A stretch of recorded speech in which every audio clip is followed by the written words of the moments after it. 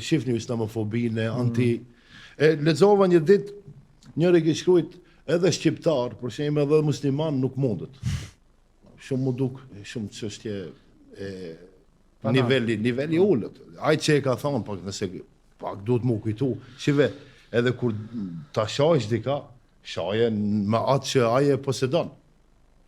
Nuk ka puna me veç mu mundu me nënçmu njeriu, na nuk ke një bazë. Edhe, po pse nuk vlen kjo për tjerët? Për fe tjera, për idulli tjera. Për shembull, unë e mendoj që tash edhe shqiptarë dhe ateist nuk shkon. Ama nuk pi ujë. E kam pas një haxhi ka qenë këshilltar tu në xhami Haxhi Faili. Ai kur nuk e shifte diçka në rregull, thonë nuk pi ujë kjo çështje. Ose shembull edhe shqiptar, se nesër ai që është anti-sportit, ka me thonë edhe shqiptar dhe futbollar nuk mundet.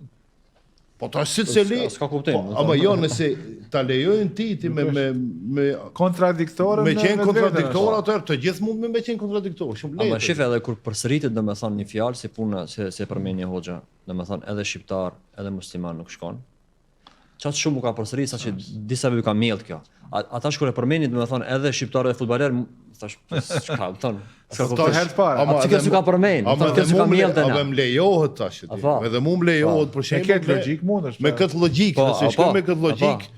Edhe se përpara thëshin edhe shqiptarë dhe në arsim serb, kështu kanë menduar. Shqiptarë s'duhet me qenë shkollor. Për shembull grek, kështu bullgarët. Të gjithë që kanë qenë kundër kombit tonë, kështu kanë menduar. Jo duhet me qenë në gjuhën tonë hamalla, duhet krahu juaj, në duhet puna juaj, forca juaj, a ne mësojmë dhe ne e mendu ka dikush tjetër që mendon për ju.